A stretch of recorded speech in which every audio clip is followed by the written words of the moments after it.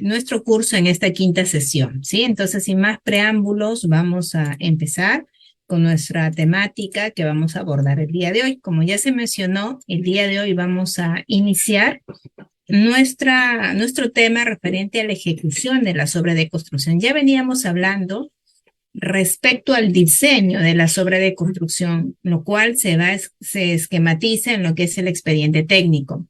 Algo sumamente importante hoy en día, dado que las estadísticas nos muestran que los expedientes técnicos tienen deficiencias por lo general, ¿no? Imagínense que el 90% de expedientes que se hacen resultan tener inconvenientes, deficiencias, ¿no? Estar mal hechos. O sea, es decir, no me permiten esta ejecución del proyecto y si lo hacen, asumiendo riesgos, ¿no? Entonces, allí hay que ponerle mucho también hincapié, por eso que en las sesiones anteriores se hablaba del diseño, al menos de darle estos alcances, estos puntos de partida para que ustedes puedan también, en base a eso y en base a su experiencia y conocimientos que lógicamente irán adquiriendo a lo largo de su vida profesional, estudiantil, pues bueno, lo puedan ir fortaleciendo. Hoy vamos a continuar, ya no vamos a hablar de diseño, sino que vamos a hablar ahora de lo que continúa el diseño, ¿no? Que es la ejecución de las obras de construcción. Esto lo vamos a hacer en dos clases, en la quinta y en la sexta, ¿sí? Es un poquito una temática bastante importante que va a sumar a ustedes a todos sus conocimientos, a todos esos alcances que como profesionales tenemos que tener, ¿no? Para poder hacer nuestra labor de la mejor manera. Entonces vamos a empezar hablando de las edificaciones, porque cada vez que hablamos de ejecución, hay diferentes tipos de proyectos de construcción, ¿no? Hay diferentes proyectos en función a su naturaleza. Tenemos las edificaciones, tenemos las obras viales, las obras hidráulicas, tenemos las cimentaciones especiales, las obras de habilitaciones urbanas, los puertos, aeropuertos, ¿no? Una miscelánea de proyectos. Hoy nos vamos a referir específicamente a uno de estos proyectos, porque si no, imagínense, sería muy complejo, ¿no es cierto? Entonces vamos a hablar de las edificaciones. Específicamente me voy a referir a ello en cuanto a su proceso constructivo, en cuanto a su desarrollo, también en su ejecución en cumplimiento del marco normativo, ¿sí? Por eso que he partido indicándoles que vamos a tratar la ejecución de una edificación que probablemente tendrán puntos comunes, ¿no? Con otro tipo de obras, pero que igual tiene cada una sus particularidades, ¿correcto? Bien, en cuanto a las edificaciones, empezamos indicándoles que, según el Reglamento Nacional de Edificaciones, estas refiere la norma G040, que son obras de carácter permanente y que nos van a permitir algo en particular, que es albergar actividad humana, es decir, albergar a personas. Y como tal, merecen ese cuidado, no solo en la ejecución, sino también en el diseño y en todo su proceso que se requiera. Cuando hablamos de edificación, y ya decíamos que son construcciones que sirven para albergar actividad humana, me estoy refiriendo a los hospitales, a los colegios, universidades, mercados, vivienda, en fin, a toda construcción que sirva para albergar personas se llamará edificación. Y al respecto, también mencionarles de estas edificaciones, que será de lo que vamos a abordar en cuanto al proceso constructivo, mencionarles que hay, digamos, tipologías. ¿Qué significa? Que cuando yo hablo de edificación, si bien es cierto, es un tipo de construcción que tiene unas características que sirve para albergar personas, pues tienen tipologías, ¿no es cierto? Tienen tipologías. ¿Qué significa esto? Que no todas se construyen igual. Sí, son edificaciones, pero no todas se construyen igual, ni no todas se diseñan igual. Tienen puntos en comunes, nuevamente vamos a eso, pero tienen cosas que los van a particularizar. Ahí vamos a hablar un poquito de lo que refiere a las tipologías en función al sistema constructivo.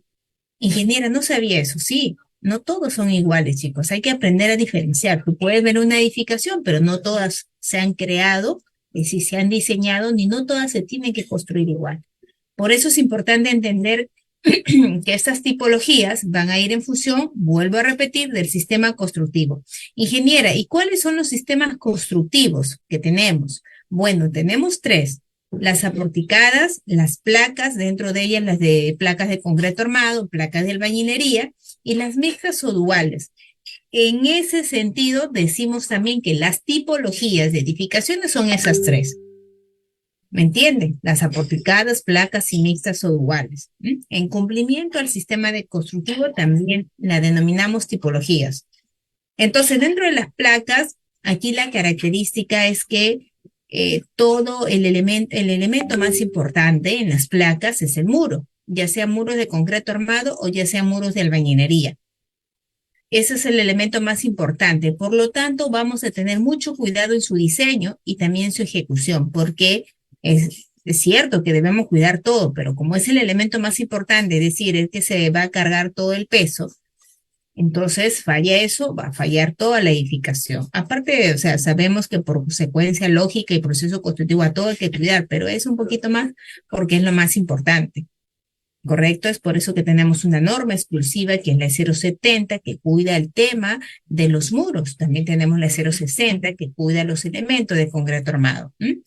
Entonces, aquí los muros son los elementos más importantes, sean muros de concreto armado, sean muros de albañilería. Y en cuanto a las estructuras aporticadas, el elemento más importante es el pórtico, columna y viga, ¿no? Entonces, en ese sentido, direccionamos el diseño con sus normas respectivas y también cuando vamos a la ejecución, también tenemos pues, que someternos a todos los aspectos que nos indique la normativa. En cuanto al sistema dual o mixto, es un sistema porticado en realidad, pero con incorporación de elementos referente a las placas, ¿no? Por eso es que se llama duelo mixto, porque combinan lo que es aporticado, pero incluye placas para poder elevar rigideces en ciertos ejes que se haya evaluado, que sean necesarios, para poder mejorar la respuesta, ¿no? La respuesta estructural, la respuesta sísmica, ¿no? Que se quiere y eso se ha visto después de la evaluación. Al respecto, mencionarles que si bien es cierto, ya se indicó que hay tipologías en cuanto a las edificaciones y es importante reconocerlas, ¿no? ¿Cuáles son estas? También es importante saber que hay algunas condiciones que nos van a nosotros a un poquito hacer que definamos cuál de estos sistemas podamos usar. De pronto le digo, chicos, ¿cuándo usamos aporticadas? ¿Cuándo usamos placas? ¿Cuándo usamos mixtas o duales? ¿Cuál será esas condiciones que tengan que darse para yo decir voy a hacer en esta área este tipo de edificación bajo este sistema constructivo, ¿no es cierto? ¿Cuál será? A mi criterio, sí, a mi criterio, son dos aspectos, dos aspectos, lo técnico y lo económico. En cuanto a lo técnico, por ejemplo, una de las primeras aspectos que hay que tomar en cuenta para definir el tipo de edificación a emplear es la mecánica de suelos, definitivamente. Sin mecánica no hay nada. Entonces la mecánica me va a dar a mí información importante de definir qué tipo de edificación voy a emplear. Sumado a eso, lo reforzaré con la categoría de la edificación, es decir, eso que estoy yo planificando construir. ¿Será una edificación esencial? ¿Será una edificación importante? ¿Una edificación común? ¿Una edificación menor? Entonces, en función a la importancia de esa edificación por la categoría que tiene, en función a la mecánica, ya me va dando información importante de decir voy a usar albañilería, placas, voy a usar aporticados o voy a usar mixtos o duales.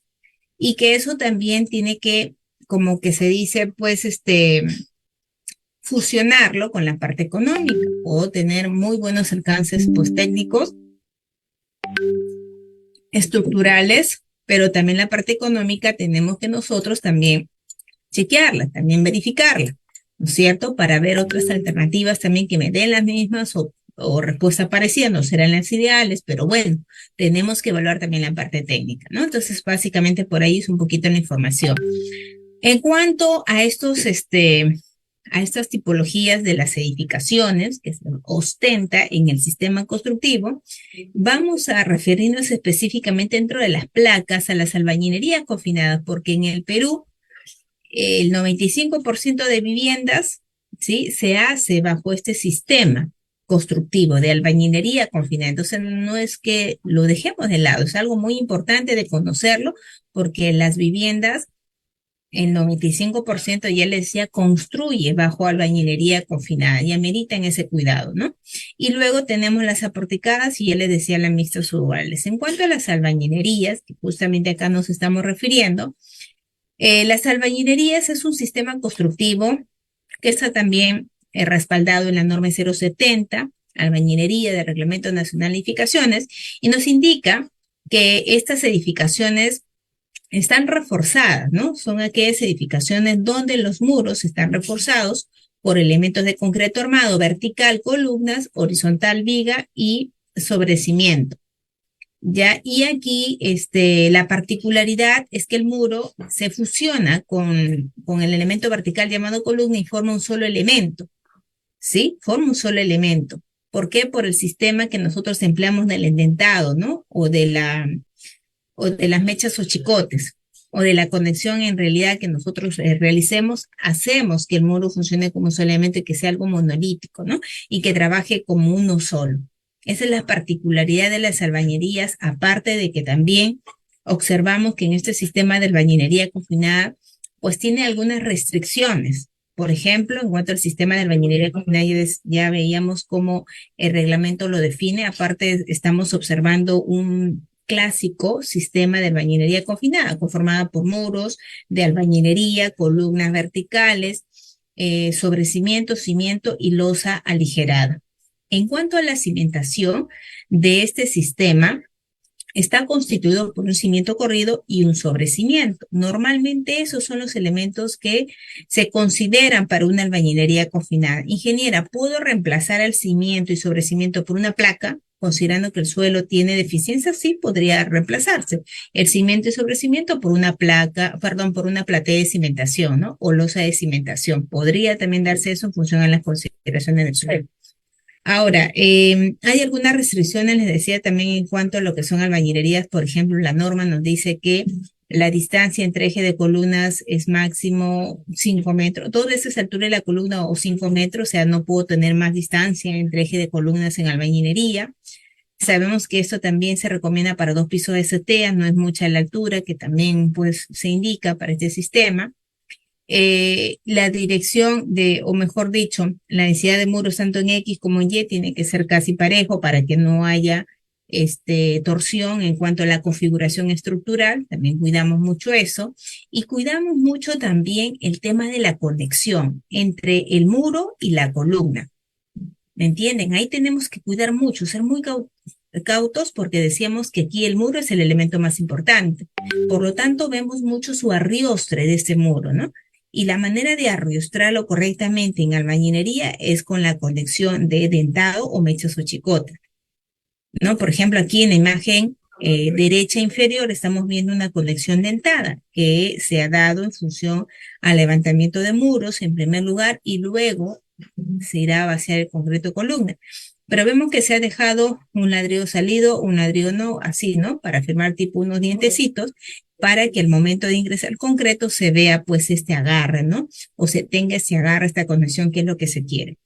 Aparte, ya en cuanto a la estructuración de cargas, en lo que son albañilería, vemos que la sobrecarga va a la losa va a la viga va al muro, el muro al sobrecimiento, el sobrecimiento al cimiento y el cimiento al suelo. En ningún momento vemos que el muro, perdón, la viga va a la columna. La carga no se transmite de viga a columna, sino de viga a muro. Y entendemos en ese sentido que las cargas que se están teniendo en la viga y van a ser transferidas, porque esto es una transferencia de cargas, es uniformemente distribuidas a lo largo de toda la viga, la pasará a lo largo de todo el muro. Y lo pasará a lo largo de todo el muro al sobrecimiento y el sobrecimiento hará lo mismo al cimiento y el cimiento al suelo. O sea, las cargas que se transmiten son uniformemente distribuidas a lo largo del elemento.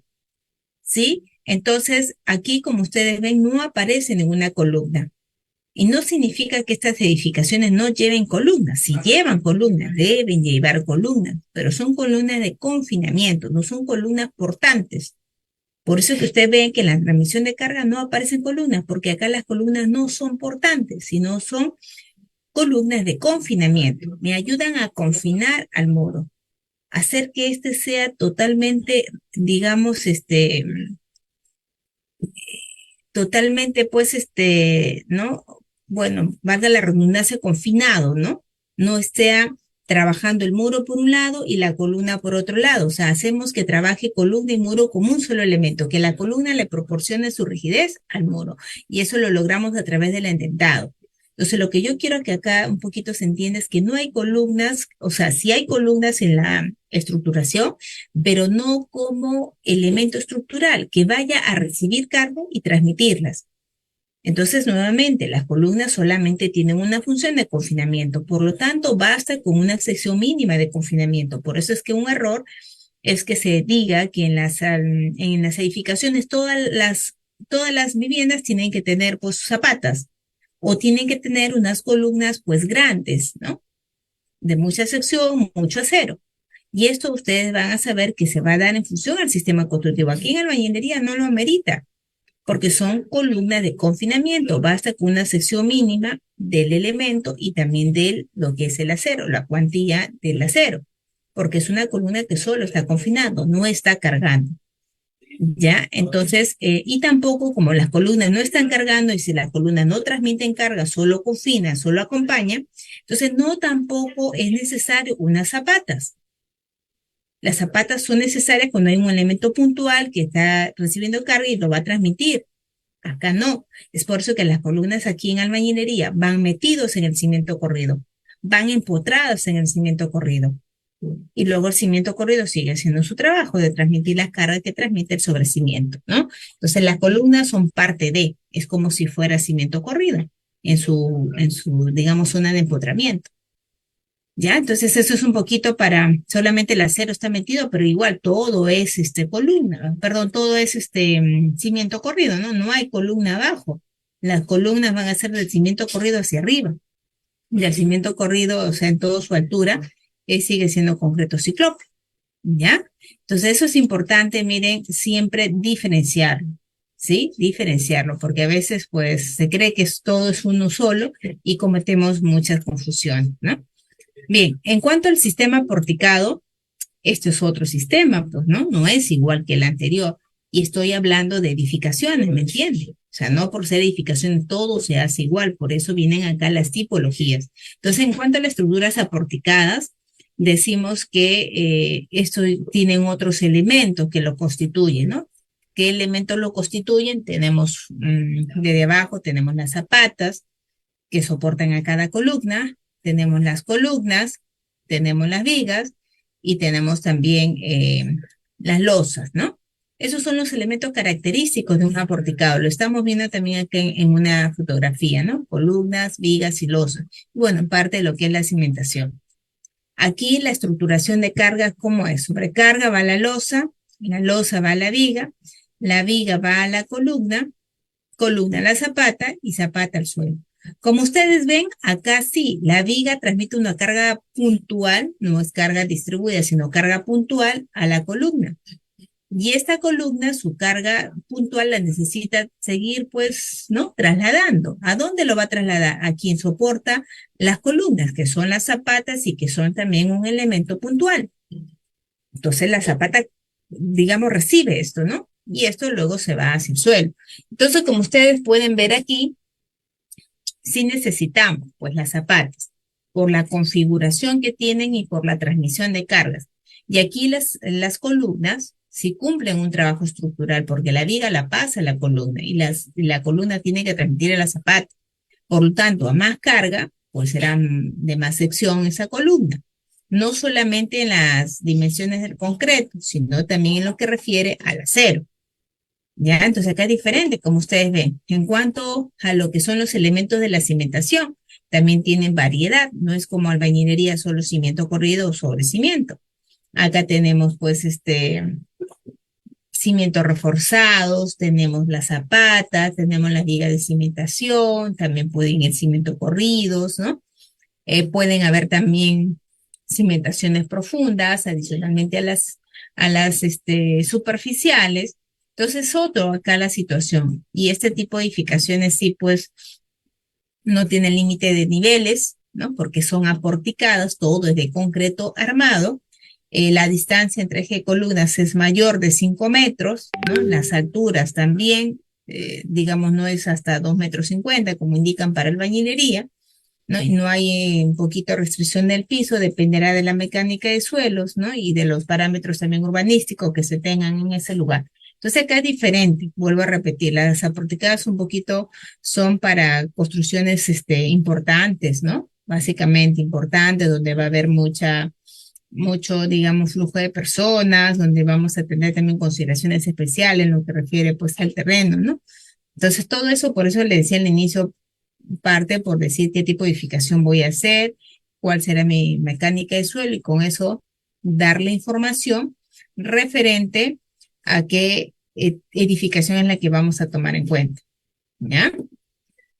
Bien, y bueno, y las mixtas o duales que ya les decía que es la combinación pues de ambas, ¿no?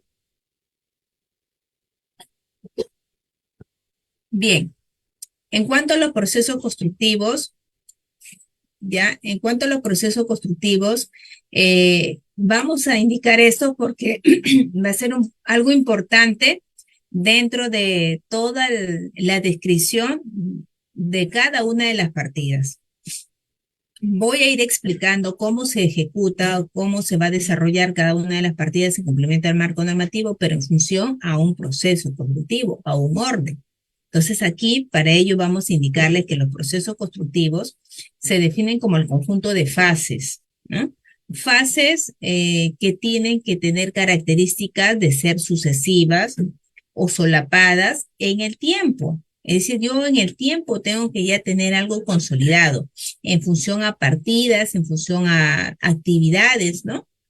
En función a fases que se van a ir cada una de estas concatenando una tras otra, una tras otra, una tras otra, hasta tener ya todo ese producto terminado. Es por eso que el proceso constructivo nos define eso, ¿no? Nos define el conjunto de fases, de partidas, que van a tener que estar sucesivas o enlazadas o concatenadas en el tiempo. Y su objetivo es que se materialice ese proyecto, ¿no? Ya sea una edificación, ya sea una obra hidráulica, una obra vial, lo que fuere, ¿no? Y sabemos también, como ya le decía al inicio, que cada proyecto es particular, pero de una u otra manera tienen un punto en común que es básicamente la concatenación de partidas. Yo no puedo iniciar, digamos, de la parte media hasta el inicio, ¿no? Es siempre desde el inicio, voy evolucionando hasta un punto medio y luego llego al final, que ya es la concretización de todo el proyecto, ¿sí? Para eso les va a ayudar mucho a ustedes para poder entender, para poder comprender y de esta manera organizar, ¿no? Mi proyecto. Le va a ayudar mucho esta herramienta referente a las secuencias lógicas. Las secuencias lógicas es como su mismo nombre lo indica, es una serie de pasos donde nosotros plasmamos el desarrollo de la obra de inicio a fin, mostrando también las partidas que se hacen necesariamente una tras otras y también las que se hacen paralelamente. Eso es la secuencia lógica, te da en forma gráfica, en forma, digamos, representativa, te da la secuencia, la guía, ¿no? De cómo vamos a trabajar, de cómo van a realizarse una partida tras otra. ¿No? Para que de esa manera se consolide, pues, y se realice ese proyecto en todo el desarrollo de esto, siempre en cumplimiento al marco normativo. Se arma esta secuencia lógica en función a la naturalidad de las partidas, como tengan que ejecutarse, ¿no? Por eso es naturalidad. Yo no puedo hacer primero el corte y luego el trazo, ¿no? O sea, hay una naturalidad de las partidas, no necesariamente tiene que ser reglamento, es una naturalidad de las partidas. ¿Me entiendes? Es una naturaleza de las partidas. Yo no puedo contravenir a eso, por más que, bueno, hay un reglamento que aparezca que diga el contrario, bueno, tendrá que decirnos cómo hacer. Pero hay una naturalidad de estas partidas. Aparte de la naturalidad de las partidas que se evidencia en la secuencia lógica, también hay cumplimiento del marco normativo. Y de esta manera, como ustedes ven, armamos nuestras secuencias lógicas. de cómo se construye, en este caso, esta edificación. Ustedes al observar esta secuencia lógica van a darse cuenta que ya, sin que tal vez hayan estado en la obra, ya tienen la idea de cómo se construye, de cómo voy a empezar, cómo voy a tener mi desarrollo y cómo finalmente voy a terminar. Eso se llama secuencia lógica, que no solamente se hace para una edificación, yo de pronto lo estoy haciendo porque estamos abordando este tipo de proyectos, pero que eso se hace para todos. Y con eso es como que tener ya tu guía a la mano, ¿no? De decir, ah, ya yo empiezo con esta partida, gestiono mis recursos, organizo, luego paso a la siguiente, gestiono mis recursos, organizo y ejecuto, y así, ¿no? Nos da esa información que requerimos, porque a veces llegamos a obra y estamos como que, ¿no? Perdidos, no sabemos cómo empezar, qué partidas puedo yo trabajar en paralelo y organizarlas para poder avanzar. Esta secuencia lógica les va a ayudar en eso, ¿ya? En cuanto específicamente a una edificación de albañilería confinada, porque las secuencias lógicas son muy específicas en función a un proyecto, pues, en especial, en particular.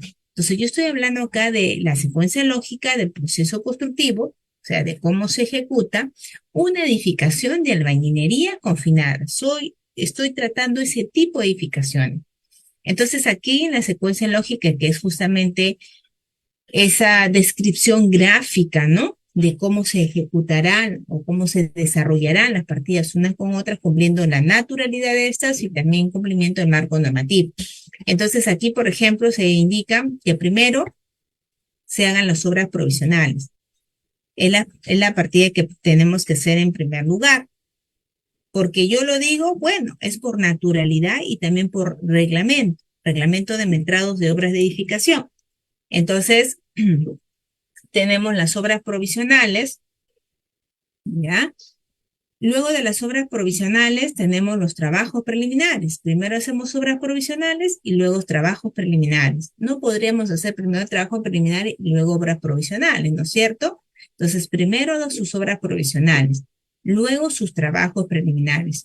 Ahora, ustedes me dirán, ingeniera, ¿y qué voy a hacer en obras provisionales?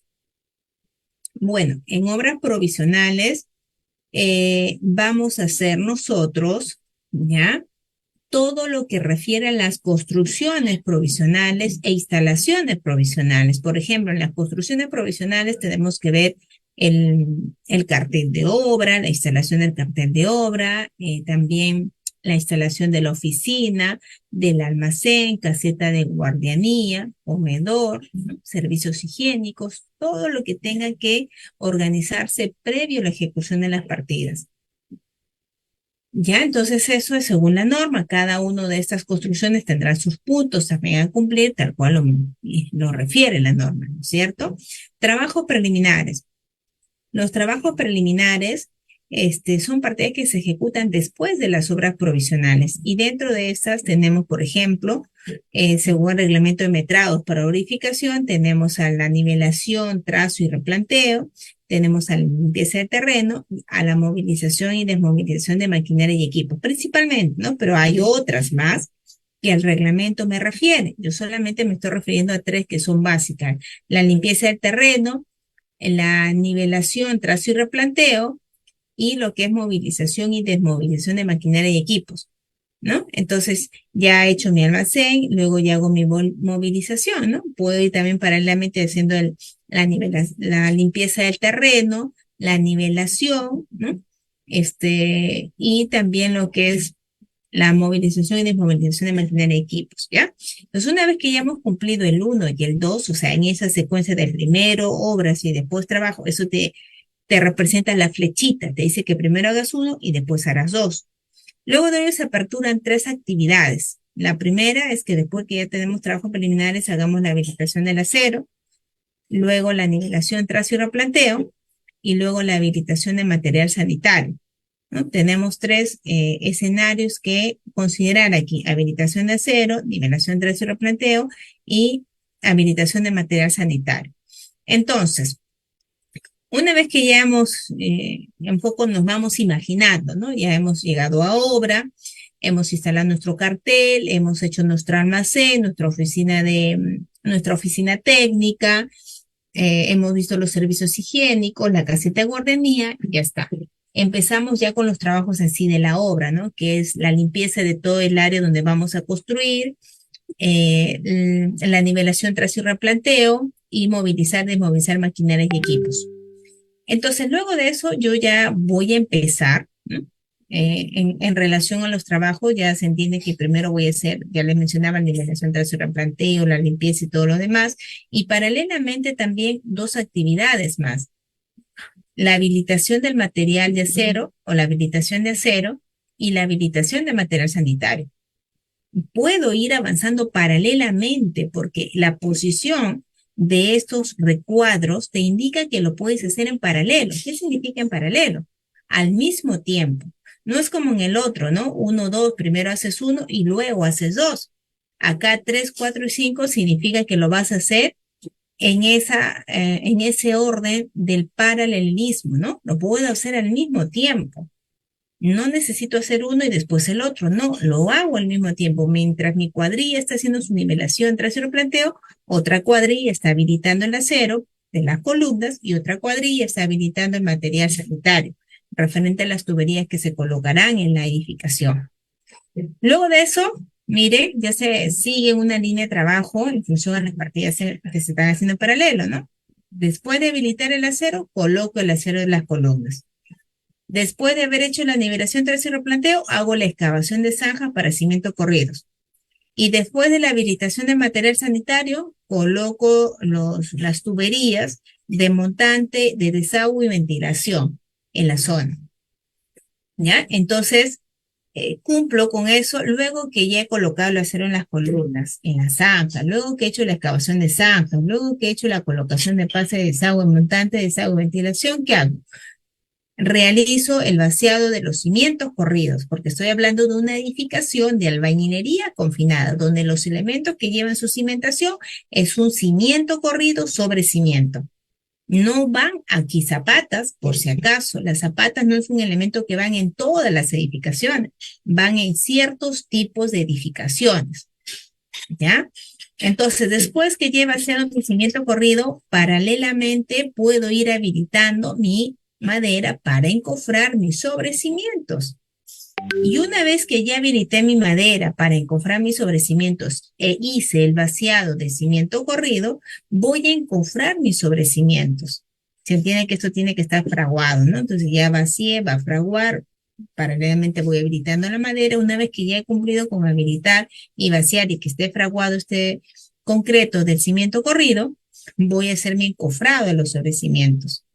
Y paralelamente voy haciendo mi colocación de los pases de luz y también toma corrientes de la edificación. Y esto se hace en paralelo, ¿no? Se hace al mismo tiempo, no depende uno del otro. Entonces, una vez que ya he cumplido el encofrado de sobrecimiento, ya he cumplido con la colocación de pases de luz y toma corriente, voy a ejecutar la partida vaciado de sobrecimientos. Vaciado de sobrecimientos, ¿ya? Entonces, una vez que ya he vaciado los sobrecimientos, ya se aperturan dos líneas: la colocación de redes de desagüe y el desencofrado de sobrecimientos, ¿no? Entonces, cuando terminamos de vaciar los sobrecimientos, eh, ya podemos empezar con la colocación de redes de desagüe y también el desencofrado de los sobrecimientos. A partir de ese momento, miren, se va a aperturar dos líneas de trabajo en paralelo, es decir, al mismo tiempo. Después que coloco las redes de desagüe, voy a proceder con el relleno debajo y encima del nivel terreno natural. Y después que he hecho el desencofrado de los sobrecimientos, bueno, puedo empezar con el levantamiento de muros, ¿correcto? Luego, después del relleno, elimino el material excedente, apisono ese relleno y coloco luego las tuberías de agua y tomacorrientes. Paralelamente a eso hay otra línea de trabajo que se viene dando, que después del levantamiento voy a encofrar columnas de confinamiento, luego voy a vaciar el concreto de las columnas de confinamiento y luego voy a hacer el desencofrado de las columnas de confinamiento. Una vez que ya he cumplido con esas dos partidas, voy a hacer el vaciado del falso piso. O sea, para vaciar falso piso, tengo que haber colocado las tuberías de agua y tomacorrientes y haber desencofrado las columnas, ¿no? Luego de eso hago mi vaciado de falso piso Después que termino de vaciar mi falso piso, encofro las vigas y losas, así lo refiere la normativa, Reglamento Nacional de Edificaciones, y luego que encofro mis vigas y losas, recién voy a hacer mi habilitación de ladrillos de techo, ¿no? Y también en concordancia lo que me indica la norma. Y seguido de la habilitación del ladrillo de techo y luego de haber encofrado vigas y losas, voy a colocar los ladrillos de techo. Y paralelamente a la colocación de ladrillos de techo, voy a colocar las cajas octogonales. Voy a hacer colocación de cajas octogonales, ¿sí? Y una vez que ya he colocado los ladrillos de techo, he colocado las cajas octogonales, voy a hacer la colocación de acero de vigas y viguetas. Colocación de acero de vigas y viguetas. Y paralelamente también la colocación de redes de desagüe y montantes de ventilación. Y una vez que ya he cumplido con esas dos partidas, es decir, de colocación de redes, de desagüe y colocación de acero de vigas y viguetas, puedo hacer ya la colocación de las tuberías de luz que van en la losa aligerada, también la colocación de los aceros de temperatura que van también en la losa aligerada y finalmente ya el vaciado del concreto para lo que son vigas en primer lugar, viguetas en segundo lugar y la losa en tercer lugar. ¿Ya? Entonces, mire, de esta manera, ya nos da la idea, sin saber de repente o sin estar ahí en el lugar, yo ya me aperturo, ¿no? Ya me aperturo ese entendimiento porque se está mostrando a través de la secuencia quién es primero, quién es segundo, ¿no? Y nos va dando todo, pues, ese desarrollo, ¿no? Todo ese desarrollo que debe de considerarse, ¿sí? Bien, entonces, hasta ahí, miren, básicamente igual se puede hacer esto para cualquier otro proyecto, ¿no? Para cualquier otro proyecto yo también puedo realizar este tipo de secuencias lógicas, de repente para una pavimentación, para un canal, una obra hidráulica o para cualquier otro proyecto que fuere, pues se puede realizar estas secuencias lógicas, ¿ya? Entonces, básicamente por ahí vamos a avanzar, ya. Y luego de esto nos habíamos quedado aquí, ¿no? Entonces, luego de ello, chicos, un poquito avanzando con nuestra sesión del día de hoy, como ya tenemos un poquito más de tiempo, ya vamos a avanzar para que también la siguiente sesión podamos seguir avanzando, ¿no? Nosotros tenemos sesión hoy de 5:45 hasta las 7:15, ¿no? A ver si me confirman, la empresa hasta las 7:15, o sea, más o menos hasta las 7:05 vamos a hacer clase y ya 10 minutitos son para las preguntas, ¿ya? Es correcto, ¿no? De 5:45 a 7:15, ¿verdad? Y ya luego vamos a proceder. Entonces, ya les decía que hasta las 7:05 aproximadamente, ¿no? Hasta las 7, gracias, Juliana, hasta las 7:05 más o menos vamos a hacer nuestra sesión y ya luego vamos a hacer las preguntas, ¿ya? Muy bien. En cuanto, miren, entonces ya se había mostrado aquí todo lo que es la secuencia lógica, ¿no? De lo que se tiene que desarrollar en una edificación, ¿no? Entonces, miren ustedes de repente muchos que han estado en una edificación y han tenido la oportunidad de participar en el proceso constructivo, reafirman u ordenan, porque también estas secuencias nos ayudan a ser organizados, pero otros que no también, ¿no? Ya les da la apertura y eso es lo importante y eso vamos a decir, lo beneficioso de esta secuencia lógica, ¿no? Para que ustedes puedan, digamos, un poco orientarse, ¿no? Y organizar sobre todo. Vamos entonces con las partidas, obras provisionales, trabajos preliminares y seguridad y salud en obra, ¿sí? Es importante, jóvenes, conducirnos en función a un marco normativo. Sí, siempre lo voy a mencionar porque como ingenieros tenemos que ser respetuosos, sobre todo de un país que tiene tantas normas. Eso que digan muchos ingenieros, las normas no están para cumplirlas, las normas son un saludo a la bandera. Bueno, pues algunos lo verán así, pero nosotros al menos tenemos que tener el intento de tratar de cumplir nuestro marco normativo. Sí, es cierto, hay algunas cosas que no se ajustan de repente, ¿no? Pero tratamos en lo posible al menos de salvaguardar la parte técnica, porque hay sí situaciones donde por más que querramos no se puede, o a veces las normas son ambiguas, pero al menos, ¿no? Tratar de cumplir lo más posible con los aspectos normativos.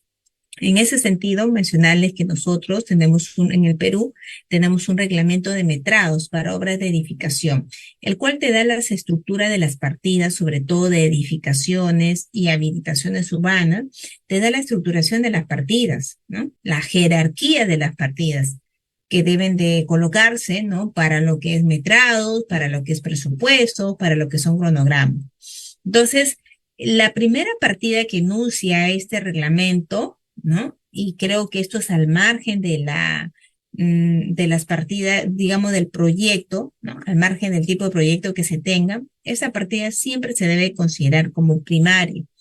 Es más, es una partida de primer orden. Es las obras provisionales, los trabajos preliminares, ¿sí? Y seguridad y salud en obra. Esa partida que ustedes están leyendo es una partida de primer orden que siempre debe de iniciar nuestros proyectos al margen del proyecto que sean ustedes realizando. Luego de eso se jerarquiza, ¿no? El reglamento nos ayuda a jerarquizar y nos dice, bueno, esa es tu partida de primer orden. Luego la que está con celeste, nuestra partida de segundo orden, obras provisionales, trabajos preliminares. Y luego de eso vienen ya las partidas de tercer orden, ¿no? Obras provisionales y trabajos preliminares. Ambas son de tercer orden. Y ya luego se aperturan las partidas de cuarto orden, como son las oficinas, almacenes, caseta de guardería, comedores.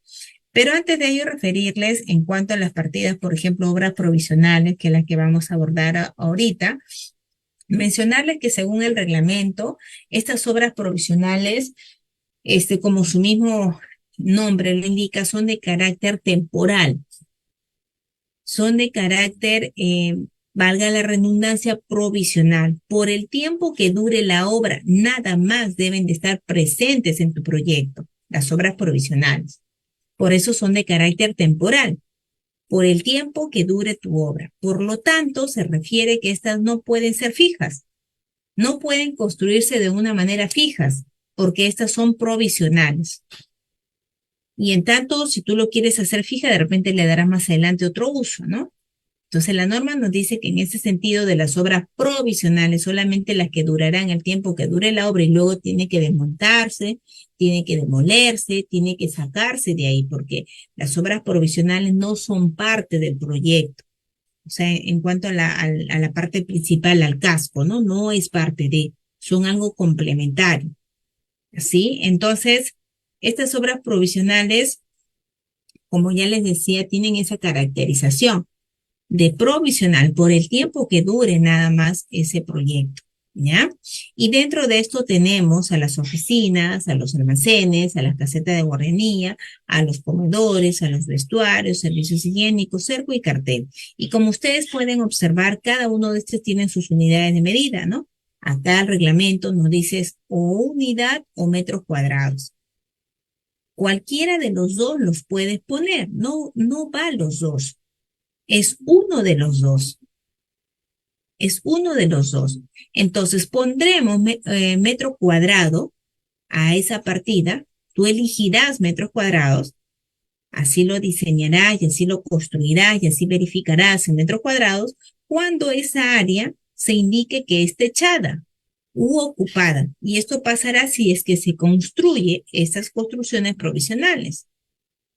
Si tomamos, digamos, la decisión de hacerlo en unidad de medida unidad, entendemos que estas construcciones provisionales serán la cantidad de elementos, ¿no? Serán la cantidad de elementos y será de un material prefabricado integral, donde luego se pueda desmontar. ¿Ya? Entonces, básicamente eso es un poquito, vamos a decir, la información, o metros cuadrados o unidad, ¿correcto? Siempre y cuando analicemos si es de área techada o ocupada o si es en la cantidad de elementos, ¿ya?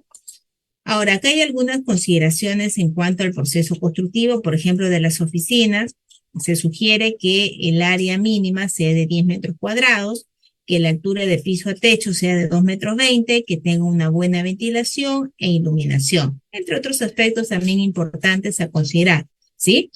En cuanto a los almacenes, no se indica un área mínima, pero sí que esta deba de estar ubicado dentro de la zona de construcción, que sea lo más corto posible al lugar de uso para que se pueda atender de manera pues fluida los materiales, los equipos, ¿no? No, que no se coloque en un lugar donde haya filtración de agua por los materiales que tenemos, como el cemento, el acero, y los pisos deben de estar elevados con cunetas en todo el contorno del local, ¿sí? Luego, en cuanto a la caseta de guardianía, también la altura de piso a techo será de 2,20 m, la altura libre. El área mínima de 10 metros cuadrados y también debe de poseer buena ventilación e iluminación. En cuanto a los servicios higiénicos, esto va a estar en función de lo que dice la norma G050, seguridad durante la construcción, también lo dice la norma IS010, instalaciones sanitarias, ¿sí? Donde nos refiere que vamos a decir aquí la incorporación de los aparatos sanitarios para cada ambiente sanitario estará en función al número de trabajadores. Dice allí la norma G050, en toda obra se instalarán servicios higiénicos portátiles o servicios higiénicos fijos conectados a una red pública de acuerdo a la siguiente tabla.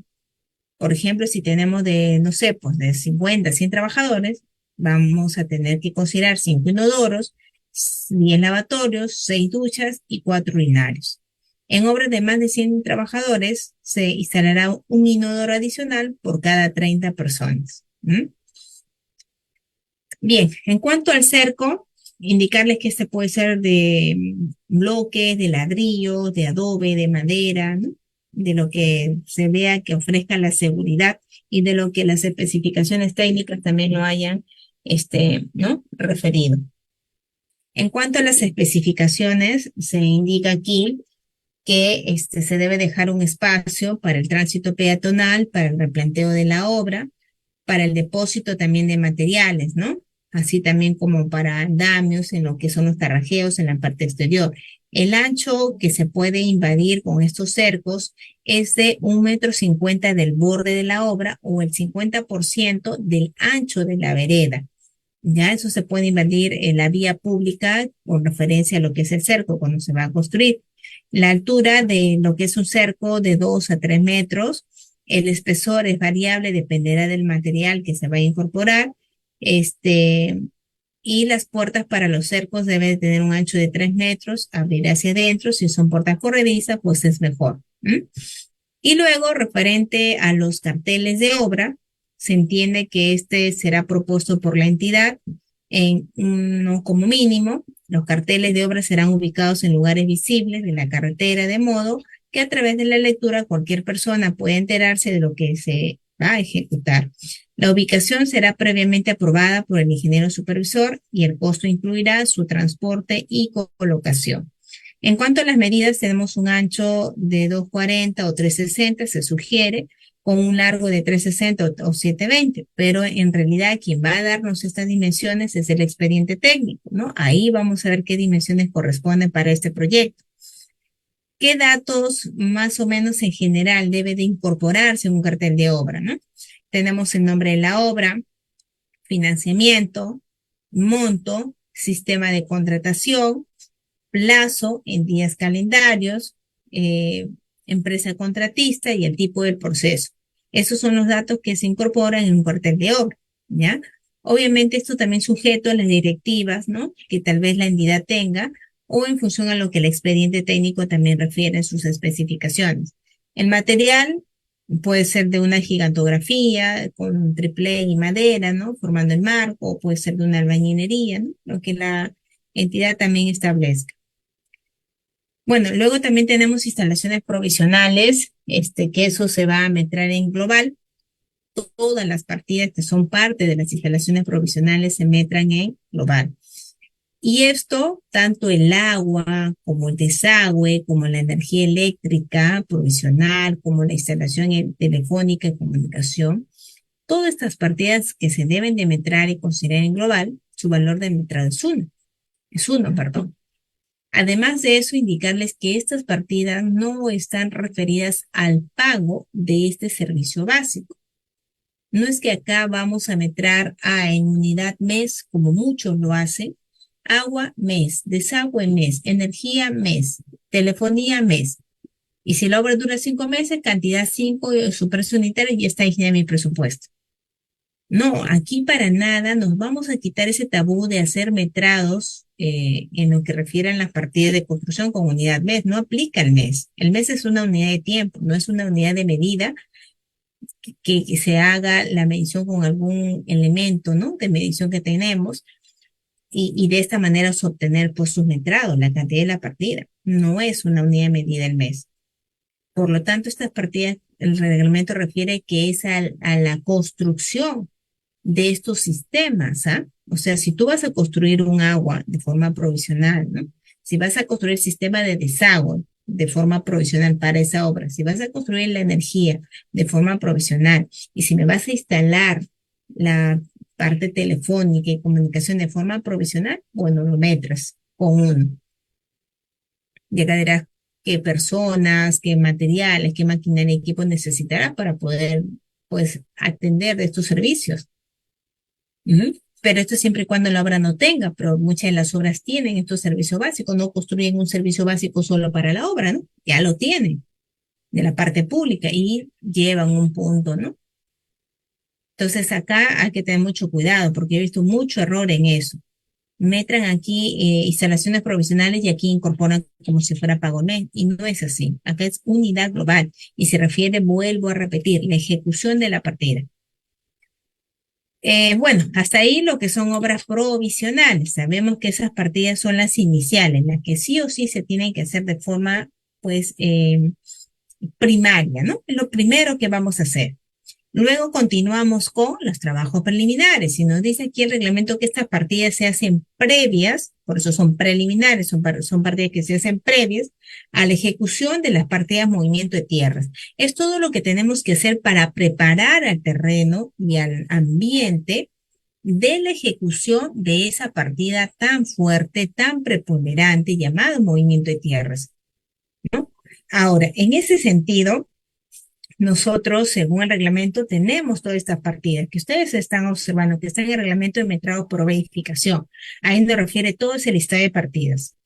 Pero un poquito en mi experiencia también manifestarles que hay tres partidas básicas que para mí no deben de fallar. La limpieza del terreno a través de la eliminación de la maleza, metros cuadrados, lo más un poquito recurrente que se emplea. Luego tenemos la movilización de campamento, maquinarias y herramientas en unidad global. Y luego el trazo, niveles y replanteo en metros cuadrados o global. ¿Sí? Entonces, esas partidas no deben de fallar, siempre se deben de ejecutar para ya dejar, digamos, el área, las actividades previas listas para empezar luego con la partida de movimiento de tierra. En el caso de edificaciones, el trazo y replanteo se trabaja en metros cuadrados. Entonces, esos metros cuadrados son de todo el área del terreno, su largo y su ancho, ¿no? Como lo estamos observando, que a pesar que veamos que son, digamos, porción, pues el trazo y la limpieza se refiere a todo el área del terreno, ¿sí? Bueno, en cuanto a la nivelación, trazo y replanteo, este es un proceso que se trabaja en función a los equipos topográficos, nivel topográfico, estación total, ¿no? Los equipos topográficos que fuesen necesarios para que podamos nosotros dar esta información inicial importante. La topografía es importante. Si yo no trabajo topografía como una partida inicial antes de empezar los cortes, vamos a fallar, créanme. La topografía es esencial.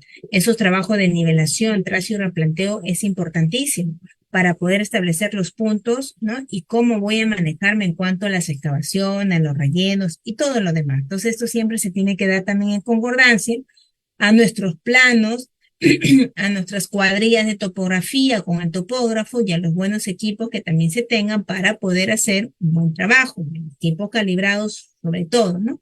Es lo que se busca. Bien, ahora vamos a hablar un poquito de lo que son las nivelaciones. Decíamos que una ejecución de las partidas previas a la de movimiento de tierra son los trabajos preliminares y dentro de esto hablamos de la nivelación.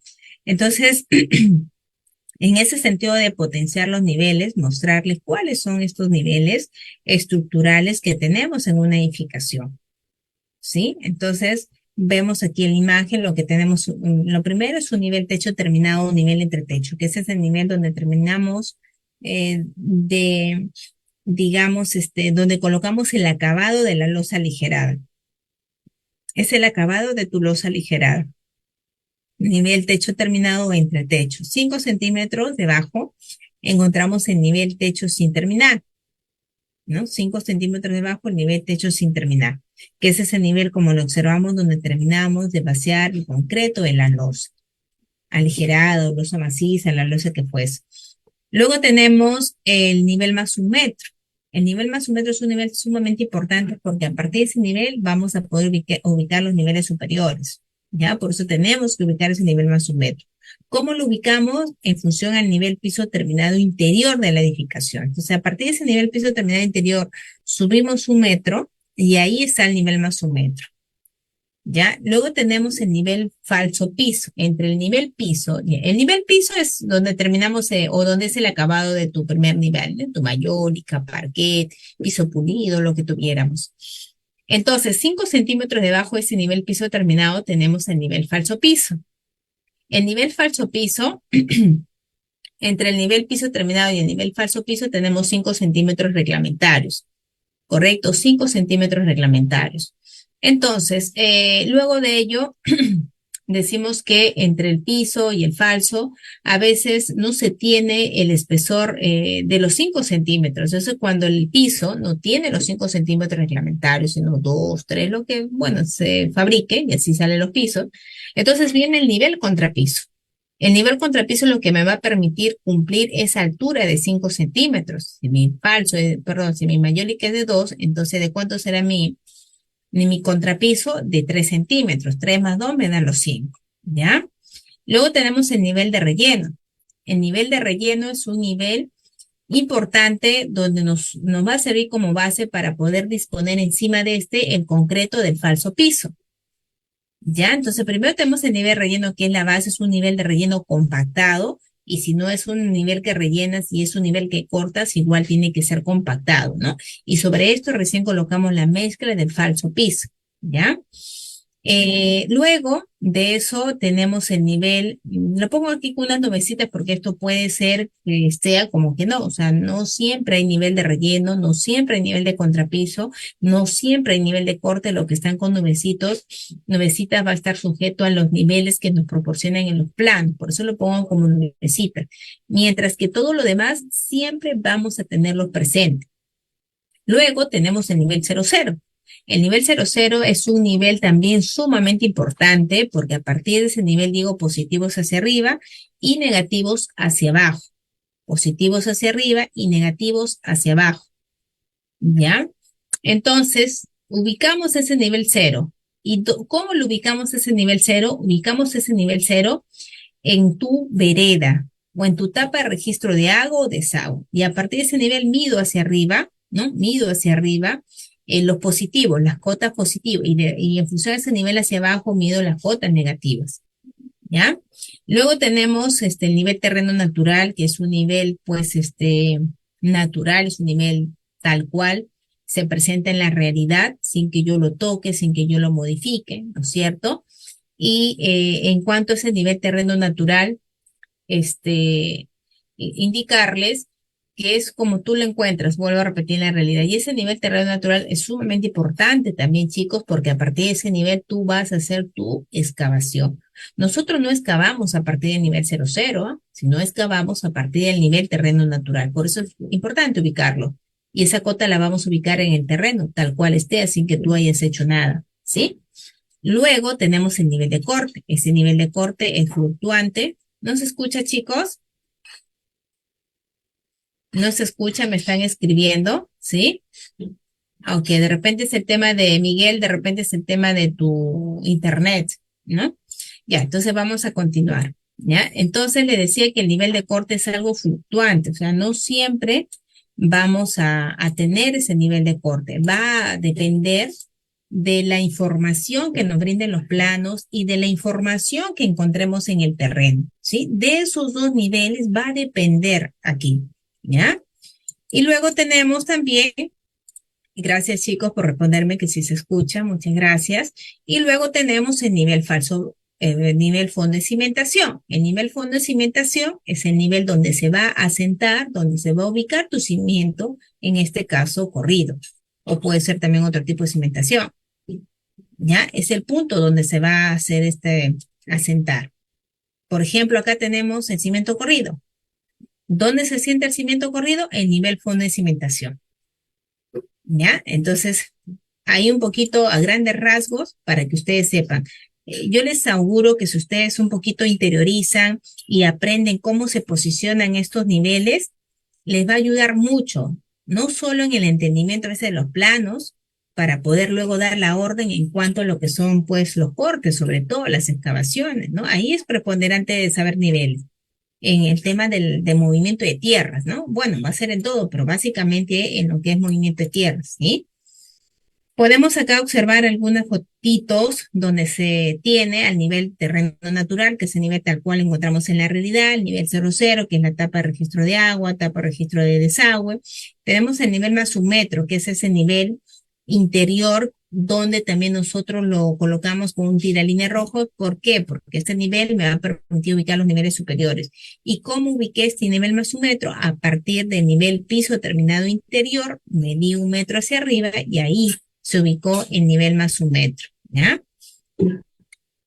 Luego aquí podemos también observar justamente en este camino de los niveles, referirles que los niveles de la escalera, por ejemplo, está referido a que el trazo de lo que es una escalera se hace desde el nivel falso piso y jamás del nivel piso terminado o del nivel de relleno. Si es que se hace desde un nivel falso piso, si se hace desde un nivel piso terminado, vamos a tener una grada muy alta porque ya están incluyéndose ahí ese revestimiento de los 5 centímetros. Entonces, de lo normal, que son los 17.5 que acá se considera porque máximo 18 centímetros, entonces sumamos los 5 y vamos a tener una grada revestida, ¿no? Total de 22 centímetros y medio. Eso sí es que lo trazamos de nivel piso terminado.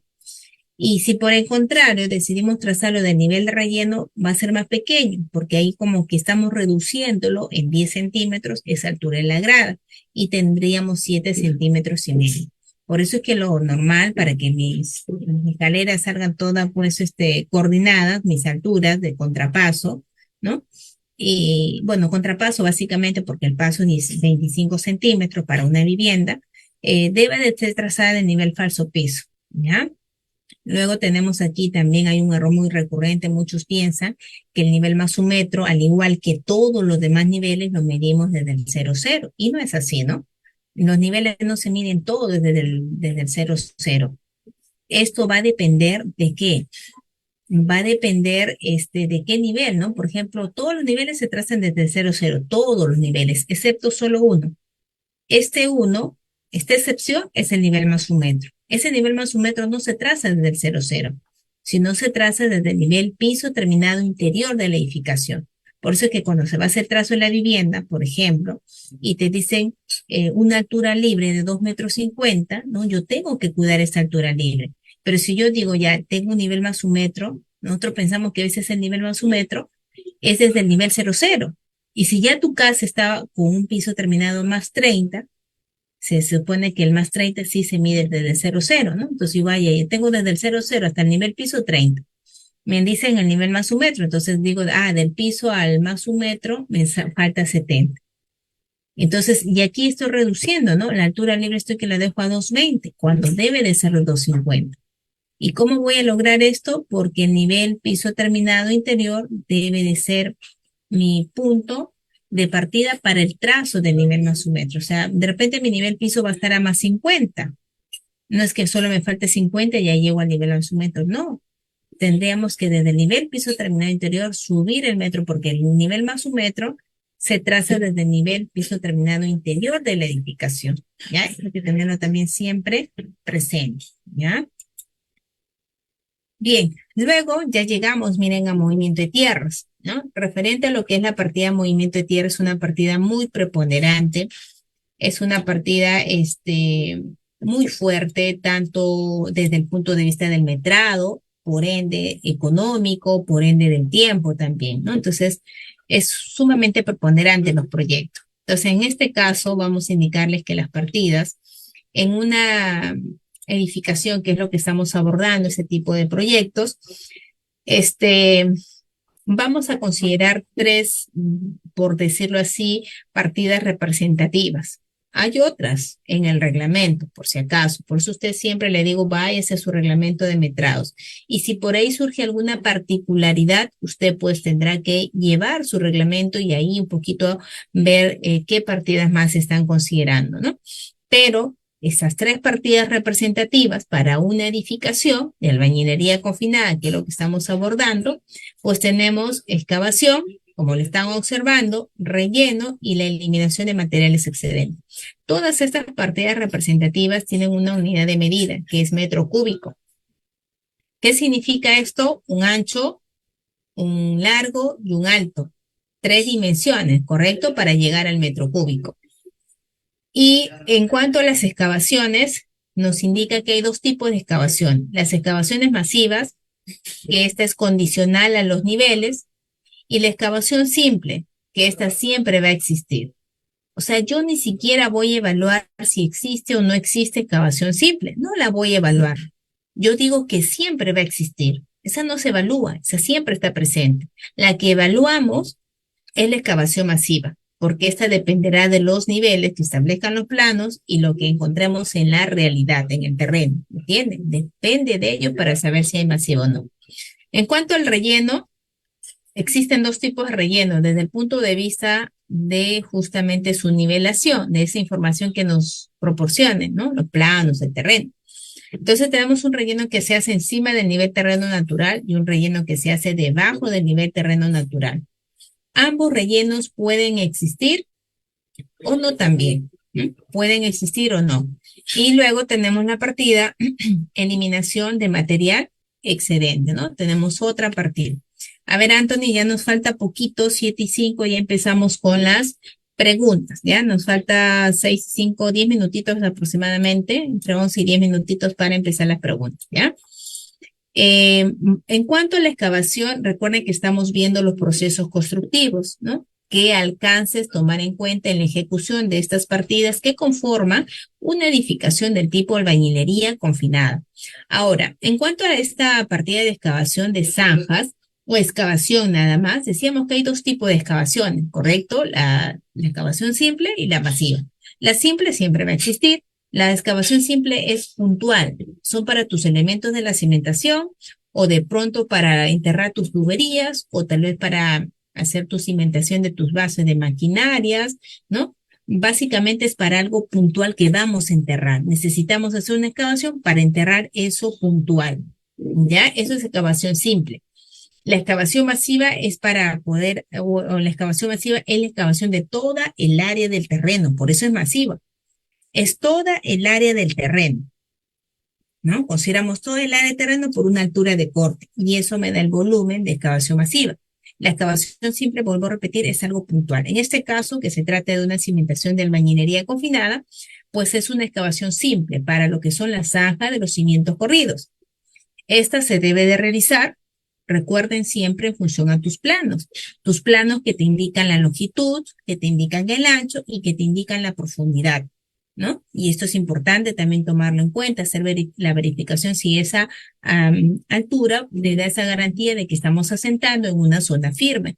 Por más que sea una albañilería y yo sepa que no es una edificación, digamos, voy a decirlo así, de repente no tan importante, ¿no? Pero aunque todas las edificaciones son importantes, pero bueno, en función a su tipología, ¿no? Entonces, igual, amerita el cuidado porque son personas las que van a vivir ahí, ¿no? Es más, ya les decía que el 95% de viviendas en el Perú están hechas con albañilería confinada. Entonces, siempre hay que verificar si por lo menos esa profundidad te da la garantía que donde se va a sentar es lo que realmente, pues, garantiza, ¿no? Su estabilidad. Además, también mencionarles que el Reglamento Nacional de Edificaciones, en su norma E050, suelos y cimentaciones, nos menciona que la profundidad de la cimentación no debe ser menor de 0,80 en el caso de zapatas y cemento corriente. Entonces, hagamos esa verificación, que esa profundidad, ¿no? Ese DF que nos habla de la norma 0,50 no sea menor de 0,80 y que esto se respalde también en lo que son los planos, ¿no? Hay una digamos, practicidad en cuanto a la ejecución, cuando son terrenos muy arenosos, muy sueltos, se hacen arroceras, ¿no? Para que humedezcamos un poquito el terreno y de esta manera se pueda lograr una buena excavación en cuanto al ancho, en cuanto al alto, sobre todo, si no todo se viene y no nos permite hacer un trabajo, pues, idóneo y sobre todo cumpliendo plazos y costos.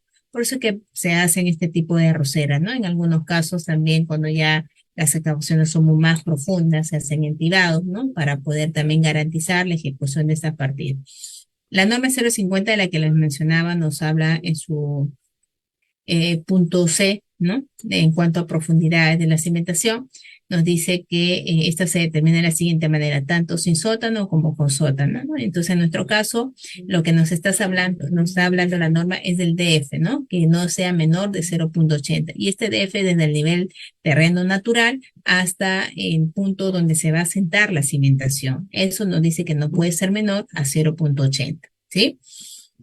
Bien, luego, en cuanto a las excavaciones, decíamos que hay dos, ¿no? La masiva y la simple.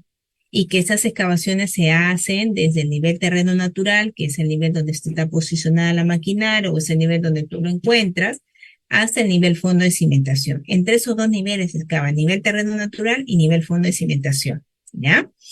Ahora, dentro de ello mencionarles algo de eso ya le decía, que la excavación simple siempre la vamos a tener. La que está un poquito acá condicional es la masiva, porque esa va a depender de los niveles de planos y del terreno. En el caso hayan las dos excavaciones, chicos, en caso hayan las dos, miren cómo se va a posicionar. Primero se va a posicionar la excavación masiva y luego la excavación simple, empalmándose una con otra. ¿Me entiendes? Si hay las dos, entonces sabemos que las excavaciones se hacen entre dos puntos, en uno y dos. Uno, nivel terreno natural y dos, nivel fondo de cimentación. Entonces, la altura de corte, que es un dato para multiplicar por el área de terreno y obtener mi excavación masiva, se hará desde el nivel terreno natural hasta un nivel de corte. Entre esos dos puntos tendremos la altura de corte. ¿Correcto? Para que podamos multiplicar por todo el área de tu terreno y obtener la excavación masiva. Y empalmamos este nivel de corte con el nivel fondo de cimentación para obtener mi altura simple, la cual se deba de multiplicar por el ancho y por el largo del elemento, ¿no? Entonces, eso hay que ver bien. Ahora, en el caso no exista excavación masiva, pues será una sola altura, ¿no? La altura simple entre el nivel terreno natural y el nivel fondo de cimentación. Bueno, aquí podemos observar cómo se debe de posicionar estos niveles, ¿ya? Por ejemplo, siempre chequemos que en sus planos, ya siempre chequemos que en los planos tengan esa información estructural de los niveles. ¿Qué niveles? Nivel terreno natural más 30, nivel falso piso más 25, nivel 00, nivel fondo de cimentación menos 1,20 m. Verifiquemos que estos niveles siempre estén presentes. Correcto, y acá un poquito también lo he puesto poco resaltando que verifiquemos que esos 4 niveles siempre estén presentes, se pueda verificar esto en los cortes de la cimentación, ¿ya? Ahora, una vez que ya tenemos estos niveles con su información estructural, tenemos que posicionarlo en el corte. Aprendamos a posicionar esta información en el corte. Nos va a servir mucho porque recuerden que ustedes van a hacer ejecución. Y si no sabemos qué niveles debe tener mi plan, que son los que yo ejecuto, voy a dar una mala información en la ejecución. Y por ende también de repente este error está en los planos y estoy poniendo en riesgo el proyecto, ¿no? En cuanto al costo, en cuanto al tiempo también, ¿ya? Entonces, primero posicionamos al nivel fondo de cimentación. Bueno, aquí ha habido un error, el nivel fondo de cimentación es donde se asienta el cimiento, ¿no? Es lo primero, acá, ¿no? O sea, esto eh, bueno, este nivel de acá se ha movido, esto es acá, ¿no? Y esto es un poquito, ya, acá, ¿no? Algo así, ¿ya? Entonces, ese es el nivel fondo de cimentación, ¿no? Menos 1,20 m. Luego tenemos el nivel terreno natural, bueno, que puede estar por ahí, ¿no? No sabemos dónde esté, puede estar por arriba, 0.30, ¿ya? Luego de eso tenemos el nivel 00. ya que es un nivel, ya sabemos, donde se encuentra donde está la vereda, la tapa de registros de agua, desagüe, es un nivel ahí. Luego, a ver, se ha movido aquí este cortecito. Ya, mejor para, ya estamos casi hasta buscar mi archivo, ya les prometo que esta imagen lo voy a mejorar para enseñarles, chicos, la posición. El posicionamiento es importante, ¿ya? Para poder darles estos alcances de cómo ir colocando uno tras otro, ¿ya, chicos? Pero igual, como ya estamos cortas las preguntas, mejor vamos ya a empezar con las preguntas. Y a la siguiente clase yo les voy a dar esta información, digamos, ¿no? Cómo se debe, porque está un poquito movido, ¿ya, chicos? Muchas gracias, ¿ya? No sé si ya la empresa me ayuda con la habilitación de los audios para que puedan hacer la pregunta.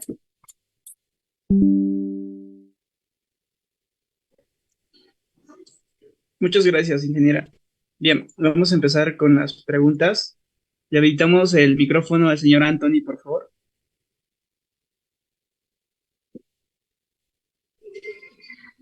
¿Qué tal, ingeniera? Buenas noches. Buenas ¿Me escucha? noches. Sí, sí, le escucho. ¿Qué tal, más que todo una aclaración, de repente me quedó el día viernes de la evaluación. Con respecto al adicional de obra, ¿el encargado de elaborarlo es el contratista o la entidad? El contratista. En cuanto a los adicionales, quien se encarga de elaborar es el contratista. El contratista elabora el expediente técnico, luego le entrega al supervisor y el supervisor lo eleva a la entidad lo va a evaluar, sobre todo va a ver el contenido, eso es vamos a decir, la aprobación técnica y también tiene que solicitarse la verificación presupuestal para ver si hay dinero o no hay dinero para esa adicional y de esta manera se pueda ya hacer la resolución, ¿sí? Porque de nada sirve aprobarlo técnicamente cuando no hay dinero. Entonces, hay todo un proceso que en el reglamento de la ley de contrataciones con el Estado lo refiere claramente y ahí dice que el contratista es el responsable de hacer este expediente técnico de la prestación adicional antes de su ejecución, ¿sí?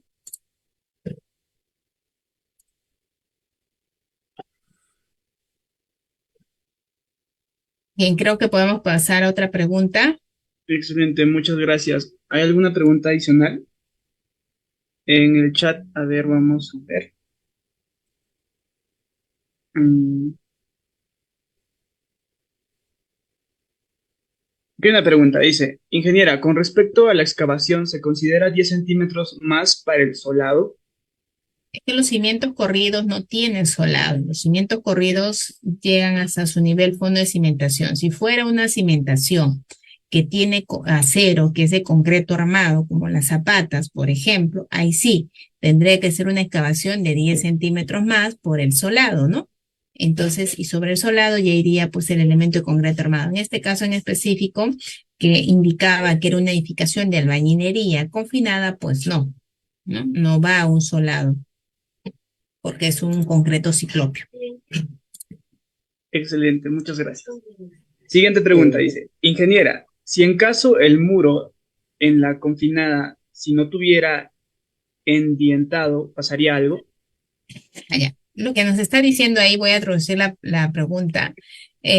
Lo que pasa es que en muros de albañilería confinada, ¿sí? Que justamente estábamos hablando el día de hoy, nos dice la norma 070 albañilería que deben de tener obligatoriamente una conexión, ¿me entiendes? Si tu diseño, si tu concepción de esa edificación es del tipo albañilería confinada, que es una de las primeras cosas que tendríamos que preguntarnos, qué tipo de edificación en la que yo voy a adoptar, si es albañilería, si es aporticado, si es es una de las primeras preguntas que tenemos que hacernos antes de hacer el diseño, antes de hacer todo lo demás. Entonces, si yo opto por las albañilerías, tengo que también ceñirme a todos los parámetros técnicos del reglamento, ¿no es cierto?, nacional de edificación. Entonces, ese reglamento, en el caso de las albañilerías, en función a la pregunta en específico que se está haciendo, pues sí, es obligatorio que hagamos este endentado. o esta conexión a través de mechas o chicotes. Cualquiera de las dos, no las dos al mismo tiempo, o en dentado o mechas o chicotes. Correcto. Si yo no lo hago, ¿qué pasa? Pasa que voy a tener problemas, porque ese muro va a trabajar solito y esa columna solita. Y en el caso de sismo, ahí vienen los problemas. Y en el caso me hagan esa inspección a esa edificación de por qué falló ante un sismo o ante las cargas, ahí van a encontrar la respuesta. Que el ingeniero hizo su construcción sin unir, sin hacer esa conexión. Ya eso es algo grave porque el reglamento te dice algo y tú no puedes hacer lo contrario, sobre todo tratándose de una edificación donde van a haber personas, vidas humanas. Hay que ser muy respetuosos de las normas, ¿ya? Excelente, muchas gracias. Al señor Antonio le habilitamos el micrófono porque necesita hacer una aclaración. Así que, por favor, si le podemos habilitar el micrófono otra vez. Gracias, muchas gracias. Inge, con respecto a la pregunta que hice sobre el adicional, claro, es así, es lo que manda el reglamento, ¿no? Una vez haya necesidad de adicional de horas, se apunta en el cuaderno de obra y posterior a 5 días, ¿no? Entonces, en la evaluación del día viernes, bueno, hay una pregunta, no recuerdo exactamente cuál era el número de la pregunta, pero la opción correcta me marcaba que era la entidad la encargada de elaborar el expediente técnico. Entre las alternativas, dentro de las alternativas estaba la elaboración por parte del asistente del residente. Bueno, era la más cercana, la más acertada, fue la que marqué y bueno, daba que era equivocada. Entonces, quería ver el tema de la aclaración por esa parte porque sí me he dejado con duda. Sí, ok, sí, más bien eso no sé si la empresa puede tomarlo en referencia. En realidad yo no estoy involucrada en el tema de las evaluaciones, ya la empresa con su staff de profesionales lo elabora, yo doy las conferencias, ellos lo elabora, pero sería bueno que la empresa tome en cuenta esa aclaración de pronto para poder tomar los correctivos, porque en realidad el adicional no lo hace ni el asistente ni lo hace la entidad, lo hace el contratista, ¿no? Entonces, sería bueno que la empresa lo tome en consideración, por favor, para que se pueda de repente revertir eso, ¿no? Claro, Inge, otra pregunta aprovechando la oportunidad. Quien habla es asistente de supervisión en una obra en la sierra de acá de Piura. Ok. Bueno, estamos elaborando lo que es ¿cómo se llama? La valorización mensual, ¿no? Fin de mes. El contratista, perdón, tiene hasta el día de hoy, ¿no? 31, para entregar la valorización. Entonces, en los metrados conciliando hay una partida que no la tengo un poco clara, no sé si usted en su trayectoria me podría de repente dejarlo un poco más conciso, más claro. Es la partida de excavación de material suelto para mejoramiento. Ya. Quería, Bien. bueno, he visto en las explicaciones técnicas, pero no me da un concepto claro de lo que en sí exija la partida, la ejecución. Bueno, yo te voy a dar mis apreciaciones. Siempre que nosotros vamos a hacer la ejecución de un proyecto, tenemos que ceñirnos al expediente. El expediente donde tú justamente lo manifiestas, que es las especificaciones técnicas, debería de darnos todas estas informaciones, porque de pronto yo te voy a dar mi apreciación, tú tendrás tu propia apreciación, otro ingeniero tendrá su propia apreciación. Pero de eso no se trata, ¿no? Se trata de que nosotros trabajemos ese proyecto en función a lo que nos mandan, a sus particularidades. Así a veces tenga yo dudas, tengo que en todo caso expresarlas para que se pueda alinear a esa aprobación de esa mejora tal vez que yo estoy proponiendo, ¿no? Pero siempre es en función a esas particularidades de ese expediente, que de pronto no va a ser igual a otro expediente, porque Piura, en el lugar donde tú estás, tendrá sus propias particularidades, ¿no? Al igual que otros proyectos. Entonces, para empezar, tenemos que seguirnos a eso. Ahora, si no te da muy clara la información de cómo vamos a ejecutar esa partida que debería de estar en las especificaciones técnicas, entiendo que va a haber un mejoramiento en esa zona por el tema de las condiciones del suelo, probablemente. Y cuando nos dicen excavación en material suelto, es básicamente hacer la excavación para poder tal vez colocar allí, no sé, una piedra chancada, tal vez un oversize o una gravilla o no sé, pues de repente una geomalla, no sé.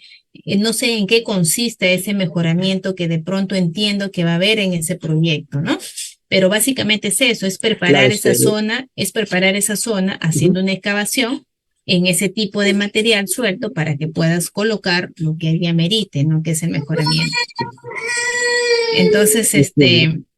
verifica los planos, verifica los costos unitarios, porque los costos unitarios van alineados también a las especificaciones, entonces por ahí también te puede dar esa información, ¿no? De qué recursos vas a necesitar y todo ello. Entiendo, entiendo. Muchas gracias. Eso sería Ya. todo. Ok, bien, gracias. Muchas gracias, estimado Anthony.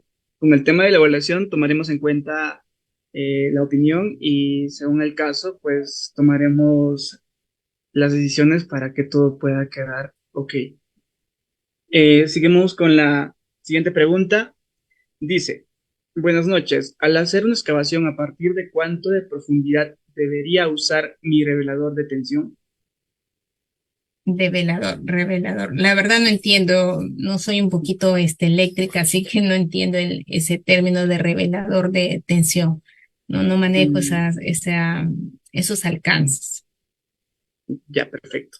David nos dice, yo estoy haciendo una construcción para 5 pisos y me manda columnas de 20 por 20 de estribos con 6 fierros, 4 5 octavos y 2 de media y mi viga la misma cantidad de acero si está bien la edificación.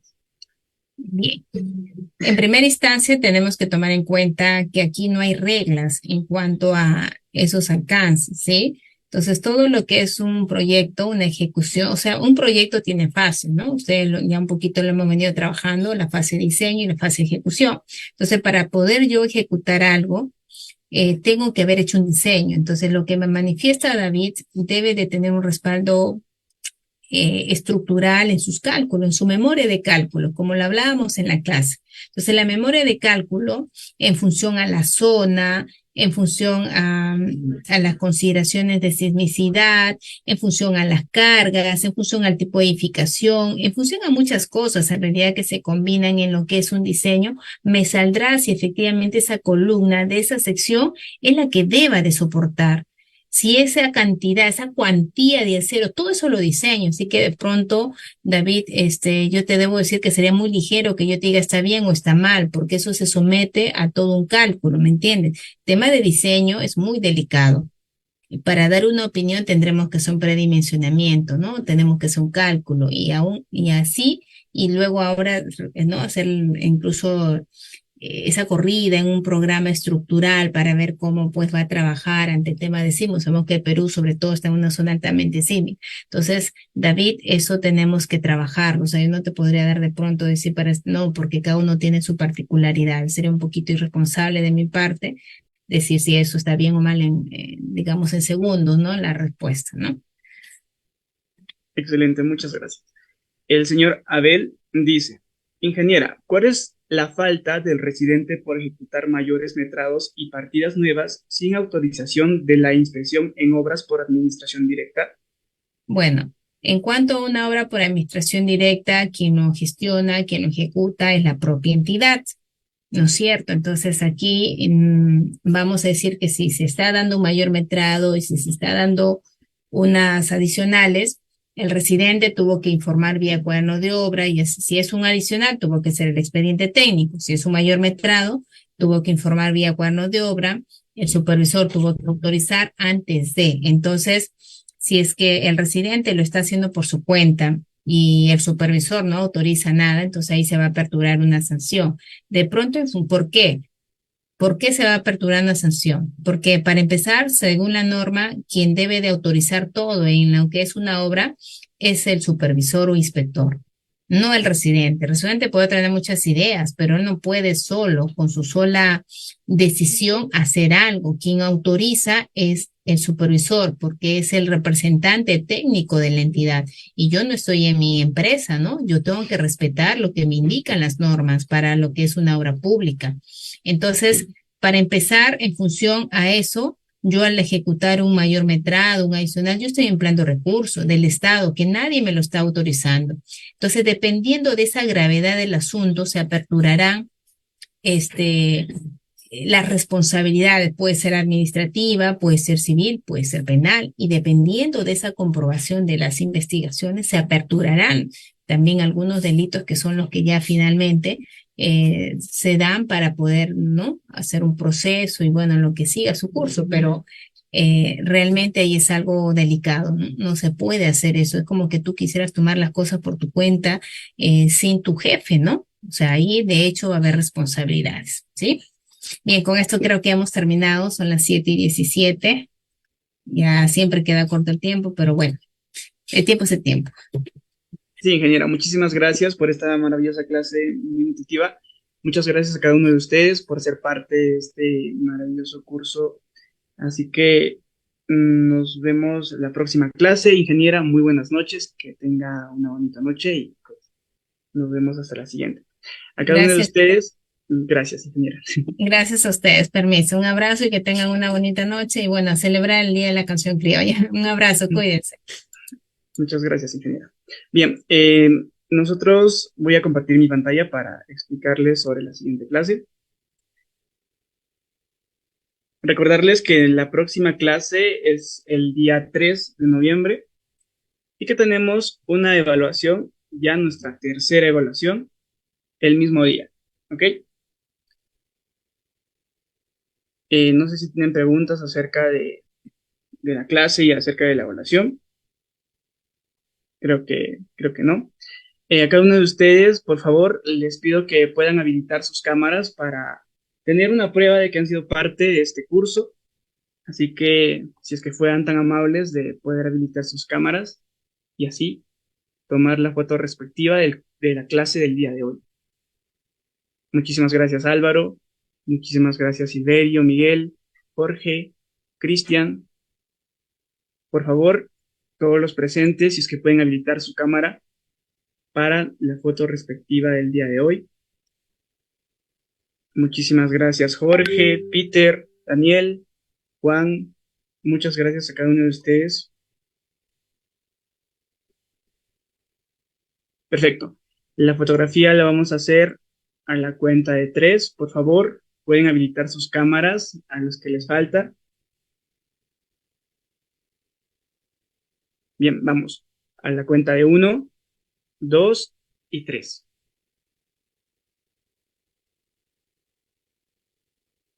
Excelente. Muchas gracias a cada uno de ustedes. Nos vemos la próxima clase y que tengan una bonita noche.